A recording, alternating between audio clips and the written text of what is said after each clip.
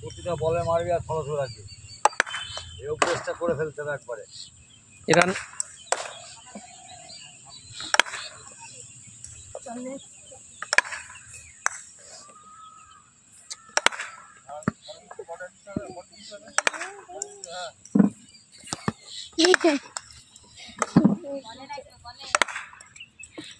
ওই মাথা কোথায় গেল তোর? আর নামা, বলে দিকে থাকা, চল। আবার আগেই তো ঠিক মারছিলি, পাটা কি হলো? আরো পিছন দিকে নিয়ে আয়, আরো পেছন পর নিয়ে আয়।